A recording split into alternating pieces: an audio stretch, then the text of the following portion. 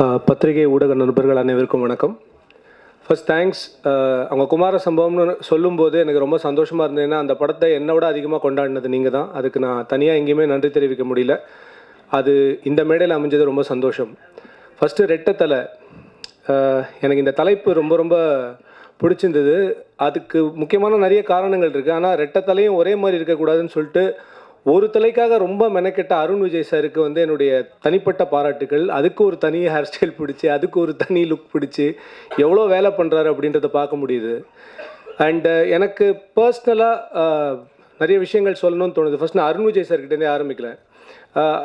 I think இந்த story உங்களுக்கே மறந்துருக்கும் bro, நான் சொல்கிறேன். ஓகே, பேக் இன் 2003-2004 நான் ரேடியோ மிர்ச்சியில் அப்போ தான் ரேடியோ ஜாக்காக இருக்கேன். அப்போ தான் நீங்கள் நடித்த ஜனனம்னு ஒரு படம் ரிலீஸ் ஆகுது. ஸோ அப்போ அருண் விஜய் சார் வந்து இன்டர்வியூக்கு வந்திருக்காரு. இன்டர்வியூ எடுக்க வேண்டிய அந்த சவுண்ட் ரெக்கார்டிஸ்ட் வரல. நான் வெயிட் பண்ணிகிட்ருக்கேன், அவரும் வெயிட் பண்ணிகிட்ருக்காரு. ரொம்ப பொறுமையாக, ரொம்ப காமாக ஒரு 15 to 20 மினிட்ஸ் எதுவுமே பேசாமல் இப்போ எப்படி சிரிச்சிட்டு இருக்காரோ அதே மாதிரி தான் ஹி வாஸ் தேர். எனக்கு தெரிஞ்சு அந்த பொறுமையும் அந்த டெடிக்கேஷனும் தான் இன்றைக்கி அவர் இருக்கிற இந்த உயரத்துக்கு காரணம் அப்படின்னு நினைக்கிறேன். ஏன்னா அந்த மாதிரி வந்து, ஏன்னா நான் நிறைய பார்த்துருக்கேன் ப்ரோ. அந்த இடத்துல சில பேர் நான் போயிட்டு அப்புறம் வரேன் அப்படிலாம் போயிருப்பாங்க. அந்த இன்டர்வியூவில் அவர் நடந்துக்கிட்ட விதம், அவருடைய கனவுகள் என்ன, இதெல்லாமே எனக்கு இன்னும் ஞாபகம் இருக்குது. ஸோ எனக்கு இப்போ அவருடைய இந்த க்ரோத்தை பார்க்கும்போது I really feel that this man deserves much more. இந்த பணிவுக்கும் இந்த அர்ப்பணிப்புக்கும் அவர் இன்னும் மிகப்பெரிய உயரங்களை தொடணும் அப்படின்ற அந்த வாழ்த்து தெரிவிக்கிறது தான் என்னுடைய முதல் வேலையாக இந்த மேடையில் நான் வைக்கணும்னு நினச்சேன். So I really sincerely wishing you all the best for all the dreams that you have. And அடுத்து டைரக்டர் திருக்குமரன் சார். சார், மான் கராத்தே ஃபஸ்ட்டு டே வந்து தேட்டருக்கு போயிட்டு டிக்கெட் கிடைக்காம திரும்பி வந்தேன் சார். எனக்கு ஞாபகம் இருக்குது. அதுக்கப்புறம் செகண்ட் டே தான் பார்த்தேன். எனக்கு அந்த படத்தோட ஹியூமர் ரொம்ப பிடிக்கும். அதுக்கப்புறம் கெத்துன்னு ஒரு படம் பண்ணார். அந்த படம் கம்ப்ளீட்டாக வேறு மாதிரி இருந்தது. அதை விட இது பயங்கரமாக இருக்குது சார். இன்ஃபேக்ட் இது நான் ஏதோ ஹிந்தி படம் தமிழில் பார்க்குற மாதிரி எனக்கு ஒரு ஃபீலிங் இருந்தது. And fantastic making. And Murugadoss sir, அவங்களுடைய சாதனையை பற்றி நான் எப்படி சொல்ல முடியும்னா, ஒரு சின்ன குழந்தை 2 படம் தான் எடுத்திருக்கேன்.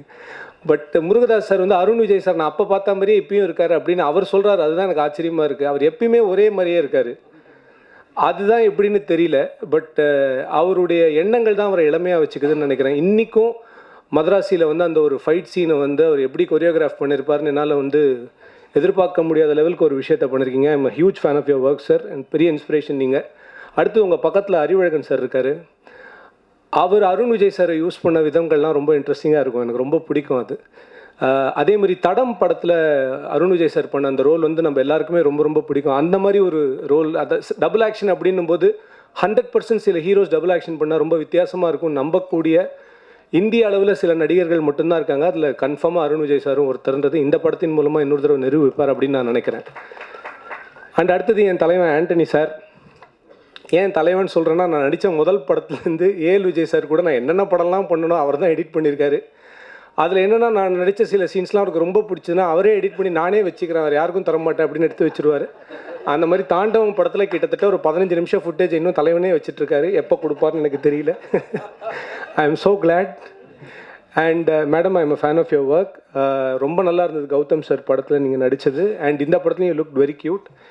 எல்லாத்துக்கும் மேலே ரொம்ப நாள் கழிச்சு நான் இந்த பார்த்து நான் சந்தோஷப்பட்ட விஷயம் சொல்கிறேன் சார். தமிழ் சினிமா கடந்த ஒரு 10 வருஷமாக மறந்து போன ஒரு விஷயத்தை இந்த படத்தில் காமிச்சிருக்காங்க. என்னென்னா, ஃபாரினில் பாட்டு அப்படின்றது. ஏன்னா நான் வந்து இதை வந்து நான் ரொம்ப உணர்வுபூர்வமாக சொல்கிறேன். இதில் காமெடிக்காகன்னு இல்லை, இது உணர்வுபூர்வமாக ஒரு விஷயம் சொல்கிறேன். வெளிநாடுகளே பார்க்க முடியாத நிறைய பேர் திரைப்படங்கள் மூலமாக, ஒரு ஃபாரின் சாங் மூலமாக தன்னுடைய வெளிநாட்டு கனவுகளெல்லாம் தீர்த்துட்டு இருந்தாங்க அப்படின்றது ஒரு சைக்கலாஜிக்கல் ஃபேக்ட். அது நம்ம நிறைய மிஸ் பண்ணிட்டோம். சினிமான்றது எல்லோரும் கொண்டாடுறதுக்கான ஒரு விஷயம். ஒரு ஏழைக்கும் சில விஷயங்கள் எட்டணும், அவனுடைய கனவுகள் எட்டணும் அப்படின்றதுக்காக தான் அந்த கனவு காட்சினே ஒன்று வந்ததுன்னு எனக்கு எப்பயுமே தோணும். ஸோ ரொம்ப நாள் கழிச்சு ஒரு நல்ல பாட்டு, அதுவும் ரொம்ப நாள் கழிச்சு செம டான்ஸ் வேறு, என்ன சொல்கிறதுனே தெரியல. அந்த பாட்டை பார்த்தோன்னே I felt so happy and very very. இந்த மேடையில் இன்னொரு விஷயம், இந்த படத்துடைய ப்ரொடியூசர் பாபி சார், இதுதான் பயங்கரமான மேட்ரு. நம்ம தான் ஒரு ஃபிலிம் மேக்கர் ஆகிட்டோமே, அதனால் நமக்கு எல்லா ப்ரொடியூசரும் தெரியணும் அப்படின்றதுக்காக யார்கிட்டயோ ஒரு தடவை கேட்டு இந்த பாபி சார் எப்படி காண்டாக்ட் பண்ணுறது அப்படின்னு, அவர் வந்து ஃபேஸ்புக்கில் இருக்காரா அப்படின்னு இந்த ஃபேஸ்புக்கில் ஐடியை தேடி கண்டுபிடிச்சி நான் வந்து மெசேஜ் போடுறேன். மெசேஜ் போட்டோடனே ரிப்ளை, சார் நான் உங்கள் படம்லாம் பார்த்துருங்க சார் அப்படின்னு. என்னடா இவ்வளோ பெரிய ப்ரொடியூசர் நம்ம படத்தெல்லாம் பார்த்துருக்காருன்னு நானும் அவரும் கிட்டத்தட்ட ஒரு 4 நாள் பேசினதுக்கப்புறம், சார் ஒரு 15,000 rupees இருக்குமா அப்படின்னு எனக்கு மெசேஜ் அனுப்பிச்சார். அப்புறம் தான் எனக்கு தோணுச்சு இது ஏதோ தப்பாக இருக்கு.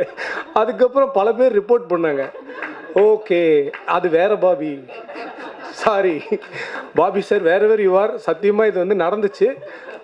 அதுக்கப்புறம் இந்த பாபி சாருக்கு நான் வந்து இதுக்காக சாரி சொல்லி மெசேஜ் அனுப்பல, பட் ஐ ஜென்ரலி மெசேஜ்டும். அதுக்கு அவர் ரிப்ளையே பண்ணல. அப்போ தான் தெரிஞ்சது அவர் தான் கரெக்டான ப்ரொடியூசர் அப்படின்னு. So I felt so good. Thank you Bobby sir for this. Whenever you see this, முடிஞ்சால் ஒரு ஹாய் போடுங்க. நீங்கள் தான்றதை கன்ஃபார்ம் பண்ணுங்கள், இல்லாட்டி நான் யார்கிட்ட பேசுகிறேன்னு எனக்கு தெரிய மாட்டேங்குது. அண்ட் மோர் ஸோ எனக்கு கிறிஸ்மஸ் போது எனக்கு எப்பயுமே இந்த சில படங்கள் எப்பயுமே இயர் எண்டில் ரிலீஸ் ஆகும். அந்த படங்கள்லாம் எப்படி இருக்கும் அப்படின்னா, அந்த வருஷத்தில் வந்த எல்லா படத்தையும் வந்து மறக்க வச்சிரும். அதுதான் வந்து ஃபார் எக்ஸாம்பிள் சொல்லணும்னா டங்கல்னு ஒரு படம் வந்தது. அது வந்து அந்த வருஷ கடைசியில் ரிலீஸ் ஆன ஒரு படம். அந்த வருஷத்தில் வந்து எல்லா படத்தையும் ரசிகர்களை மறக்க வச்சு ஒரு படம் டாப்பில் எல்லாரும் மைண்ட்லேயே வந்து நின்றுச்சு. ஐ திங்க் ரெட்டத்தலை வில் பி தட்னு எனக்கு தோணுது. பிகாஸ் இந்த ட்ரெய்லர் ரொம்ப ரொம்ப சூப்பராக இருந்தது. அப்புறம் சாம் சிஎஸ் பற்றி சொல்லணும். சாம் சிஎஸ் மியூசிக்கு ஒரு ஃபேன் பேஸ் இருக்குது அப்படின்னா, நான் அவருடைய இன்டர்வியூஸ்க்கே ஒரு பெரிய ஃபேன் அப்படின்னு சொல்லலாம். அவருடைய யூடியூப் இன்டர்வியூ அவர் பார்க்குறாரு இல்லையா, நான் உட்காந்து பார்த்துட்ருப்பேன். பாவம் என் தலைவன் எவ்வளோ கஷ்டப்பட்டுலாம் மியூசிக் பண்ணுறான். ஆனால் எனக்கு தெரிஞ்சு இந்தியன் டீமில் எப்படி ராகுல் டிராவிட் மிஸ்டர் டிபெண்டபிளோ கிட்டத்தட்ட 2 விக்கெட் ஃபஸ்ட்டே விழுந்துருச்சு, கடைசி நாள் வரைக்கும் ஆடு அப்படின்னா உயிரை கொடுத்து ஒரு மனுஷன் விளையாடணும். அந்த மாதிரி ஒரு டெக்னீஷியன் சாம் சிஎஸ். நிஜமாக மிஸ்டர் டிபெண்டபிள்னு அவரை சொல்கிறதுல எந்தவித மாற்றமும் இல்லை. அந்த அளவுக்கு டில் த எண்ட் ஒரு ப்ராஜெக்டை ஹோல்ட் பண்ணுறதுக்குன்னு ஒருத்தர் ஒர்க் பண்ணுறதுன்னா அந்த மியூசிக் டைரக்டர். அண்ட் அஃப்கோர்ஸ் இந்த படத்துடைய டிஓபி. எல்லாத்துக்கும் மேலே நான் ரசிகர்களுக்கு கேட்டுக்கிறது ஒன்று தான், எப்பயுமே நல்ல படங்கள்லாம் வரும்போது ரொம்ப நல்ல படங்கன்னு வீட்லேயே உட்காந்துட்டு இருக்காதீங்க. தயவு செஞ்சு வாங்க, தேட்டருக்கு வாங்க. இந்த படம் is going to be one ultimate theatrical experience. பிரமாதமாக இருக்குது, விஷுவல் ஸ்டண்ட்ஸ் பயங்கரமாக இருக்குது. எனக்கு தெரிஞ்சு அருண் விஜய் சார் வந்து வரும்போது ஸ்டண்ட் மாஸ்டர்லாம் குதூகலம் ஆகிடுவாங்கன்னு நினைக்கிறேன். அந்த லெவலுக்கு தான் அவர் ஸ்டண்ட் பண்ணுறாரு. எனக்கு அவரை பற்றி சொல்லணுன்னா ஃபைனலாக ஒரே ஒரு விஷயம் தான் நான் சொல்லணும் அப்படின்னு நினச்சி ஆசைப்படுறேன். ஒரு கோட் நான் படித்தேன், it's okay that I walk slow but I never walk back அப்படின்னு. அருண் விஜய் சாரோட லைஃப் அதுக்கு ஒரு மிகப்பெரிய உதாரணம். அந்த தில்ருபா பாட்டிலேருந்து இன்னைக்கு இவ்வளோ தூரம் ஒரு மனுஷன் வந்து வந்திருக்காரு அப்படின்னா அதுக்கு காரணம் அவருடைய விடாமுயற்சி, உழைப்பு, நேர்மை, அர்ப்பணிப்பு. இது எல்லாத்துக்கும் மிகப்பெரிய ஒரு இடம், இன்னும் பெரிய இடம் வந்து அவருக்கு கிடைக்கும் அப்படின்ற ஒரு மிகப்பெரிய நம்பிக்கை இருக்குது. வருங்காலத்தில் எனக்கு ஒரு வாய்ப்பு இருந்ததுன்னா அவருக்கு ஒரு ஹாலிடே ஃபிலிம் கொடுக்கணும். அதாவது ஸ்டண்டிங்லாம் எல்லாம் வாங்க சார் ஜாலியாக ஒரு படம் பண்ணலாம் அப்படின்ற மாதிரி ஒரு படம் பண்ண எனக்கு ஒரு ஆசை. அதுவும் நடக்கும் அப்படின்னு நம்புகிறேன். Thank you so much for the opportunity and I really wish all the best to all of you. Thank you.